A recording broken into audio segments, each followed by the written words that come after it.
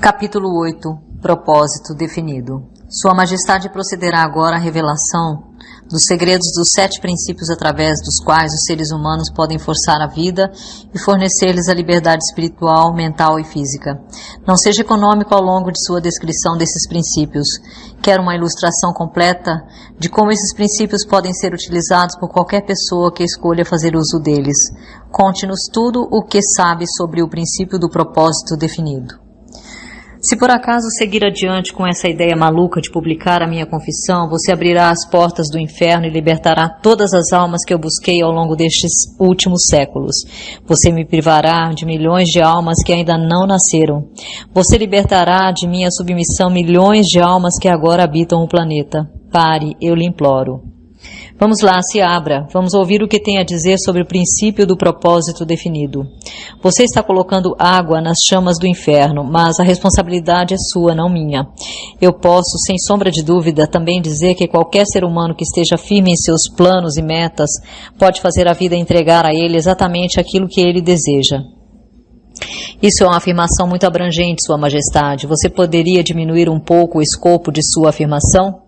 Diminuir? Não, desejo aumentar. Quando ouvir o que tenho a dizer, você entenderá por que o princípio da definição de propósito é tão importante.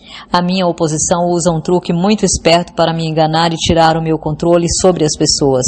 Porque, na verdade, a oposição sabe que o princípio da definição de propósito fecha a porta da mente de qualquer um contra mim, de tal forma que eu não consigo invadir a não ser induzindo essa pessoa ao hábito da alienação. Por que a sua oposição não revela o seu segredo a todas as pessoas, contando a elas como evitá-lo através de um propósito definido? Você já admitiu que de cada 100 pessoas, apenas 2 pertencem à sua oposição. Porque sou mais esperto que a minha oposição. Eu afasto as pessoas de suas definições através das minhas promessas. Como você pode ver, controlo mais pessoas do que a minha oposição porque sou um melhor vendedor e também um grande showman.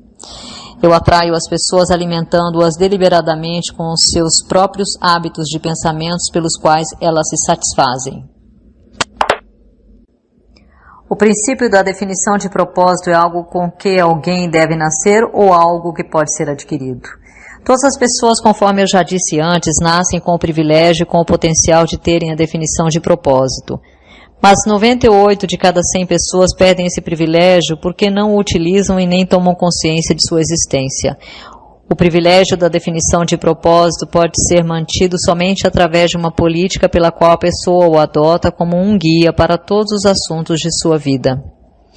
Entendo. Pode-se tomar vantagem do princípio da definição de propósito da mesma forma que se pode construir um corpo físico forte e musculoso, através do uso constante e sistemático. É assim mesmo? Essa é a verdade nua e crua, da forma mais acertada possível. Agora eu penso que estamos chegando a algum lugar, Sua Majestade. Finalmente chegamos ao ponto de partida pelo qual todos os que se tornam autodeterminados em suas vidas irão infalivelmente encontrar o sucesso. Descobrimos através de sua fantástica confissão que o seu maior ativo é a falta de precaução do homem, que por sua vez habilita você a guiá-lo pela selva da indefinição, através de pequenos subornos. Aprendemos acima de qualquer dúvida que qualquer um que adote o princípio da definição de propósitos como uma política e a use nas suas experiências do dia a dia jamais pode ser induzido a formar o hábito da alienação. Sem a ajuda do hábito da alienação, você não tem força para atrair as pessoas através de suas promessas. Isso está correto? Eu mesmo não poderia ter tido tamanha verdade. Vá em frente agora e descreva como as pessoas negligenciam o privilégio de ser livres e autodeterminadas através da indefinição e da alienação. Já fiz uma breve referência sobre esse princípio, mas agora entrarei nos mínimos detalhes para aplicar de que forma esse princípio funciona. Começarei no momento do nascimento. Quando uma criança nasce, ela traz consigo nada além de um corpo físico, representando os resultados da evolução de milhões de anos de seus ancestrais. A sua mente é um branco total. Quando a criança alcança a idade da consciência e começa a reconhecer os objetos do seu entorno, ela também começa a imitar outras pessoas. A imitação torna-se um hábito fixo. Naturalmente, a criança imita, antes de tudo, os seus pais. Aí então ela começa a imitar seus outros parentes e pessoas que as acompanham diariamente, incluindo os instrutores religiosos e os professores da escola. A imitação estende-se não somente à expressão física, mas também à expressão do pensamento. Se os pais de uma criança têm medo de mim e expressam esse medo de tal forma que a criança consiga ouvir isso, essa criança adquire o medo através do hábito da imitação e acaba armazenando isso no seu subconsciente como uma crença real. Se o instrutor religioso dessa criança expressar qualquer forma de medo de mim, e todos eles expressam de uma forma ou outra, esse medo é adicionado ao mesmo temor passado para a criança por seus pais. Essas duas formas negativas de limitação ficam armazenadas no subconsciente de forma a serem utilizadas por mim mais adiante em suas vidas. De forma similar, a criança aprende por imitação a limitar a sua força do pensamento, preenchendo a sua mente com inveja, ódio, ganância, luxúria, vingança e todos os outros impulsos negativos do pensamento, que destroem toda e qualquer possibilidade de definição de propósito. Enquanto isso, me hospedo na mente dessa criança e a induzo a alienar-se, até que eu tenha controle total sobre ela por meio do ritmo hipnótico. Pelo que eu pude entender de todas as suas afirmações, você tem que ganhar o controle das pessoas enquanto elas são muito jovens, sob pena de perder a oportunidade de controlá-las? Eu prefiro possuí-las antes que elas tomem conta de suas próprias mentes.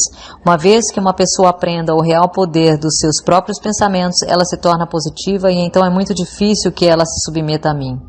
Na verdade, não tenho poder sobre nenhum ser humano que descubra e use o princípio da definição do propósito. O hábito da definição de propósito seria uma proteção permanente contra o seu controle? Não, de certa forma não.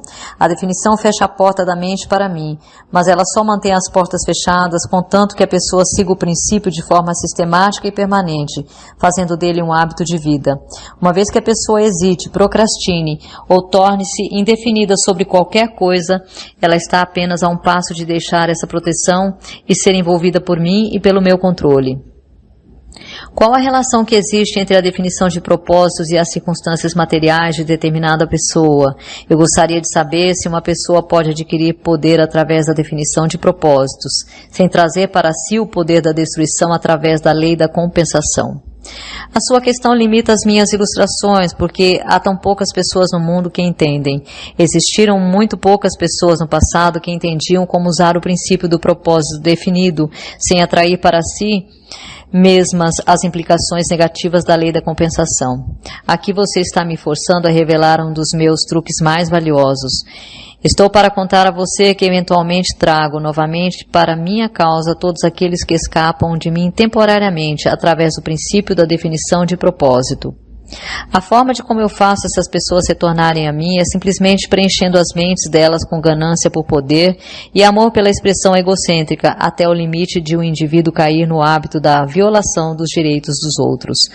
Aí então eu entro com a lei da compensação e imediatamente retomo a minha vítima. Então eu vejo, baseado em suas próprias admissões, que o princípio da definição de propósito pode ser perigoso proporcionalmente à possibilidade de tornar-se uma forma de poder. Isso é uma verdade? Sim. E o que é mais importante, cada princípio do bem carrega consigo a semente de um perigo equivalente. É difícil de acreditar nisso. Que perigo, por exemplo, pode haver no hábito do amor à verdade? O perigo encontra-se na palavra hábito. Todos os hábitos, com exceção somente aquele do amor, a definição de propósito, podem levar à alienação. O amor à verdade, a menos que ele assuma a proporção da procura definitiva por ela, pode se tornar similar a todas as outras boas intenções. E você sabe, é claro, o que eu faço com boas intenções. O amor pelos parentes também é perigoso? O amor por qualquer coisa ou por qualquer pessoa, exceto o amor pelo propósito definido, pode ser perigoso. O amor é um estado de espírito que encobre a razão, limita a força de vontade cegamente para os fatos e para a verdade. Todos aqueles que se tornam autodeterminados e ganham liberdade espiritual para pensar os seus próprios pensamentos devem examinar cuidadosamente cada emoção, mesmo aquela mais vaga relacionada ao amor. Você pode ficar surpreso em saber que o amor é uma das minhas iscas mais efetivas. Com ele trago para o hábito da alienação aqueles que não conseguir atrair com nada mais. E é por isso que eu o coloquei encabeçando a minha lista de subornos.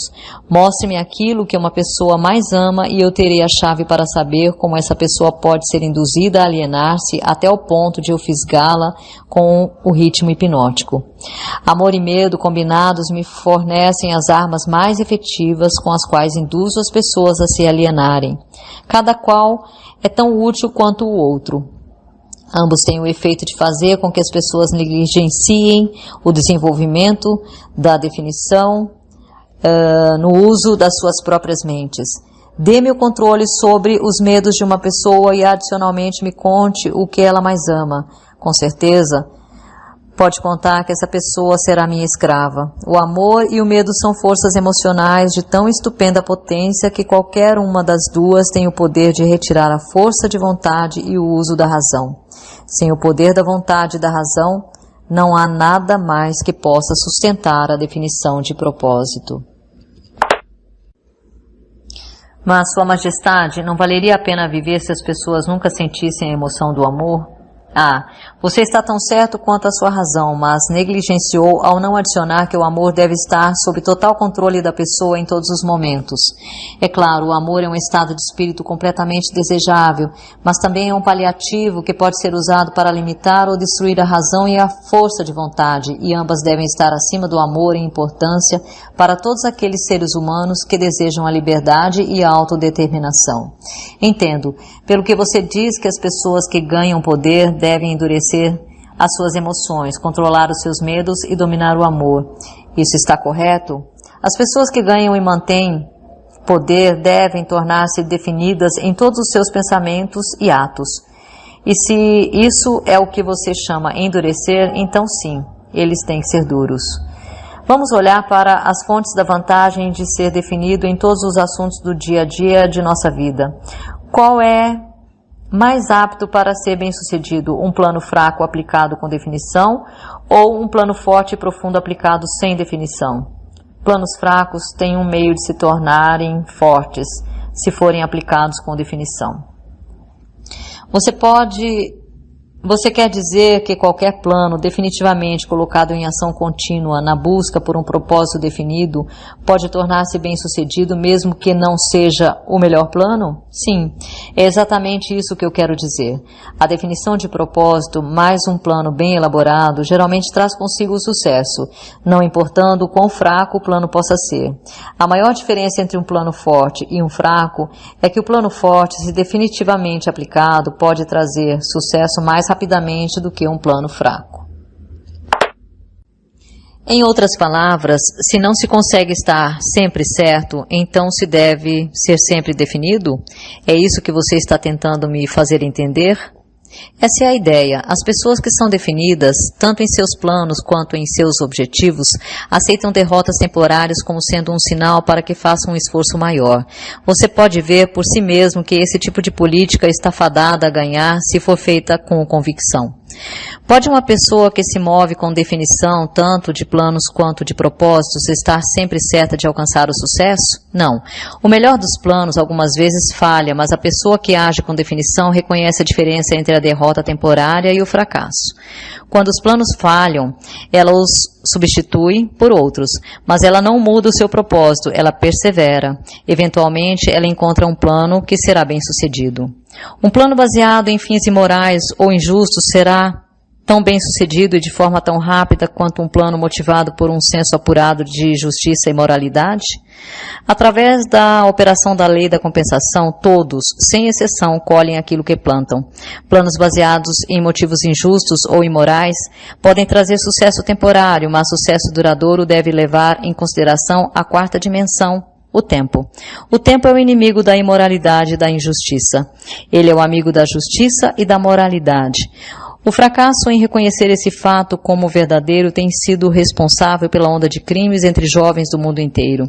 A mente jovem e inexperiente pode frequentemente cometer o erro de avaliar sucesso temporário como algo permanente.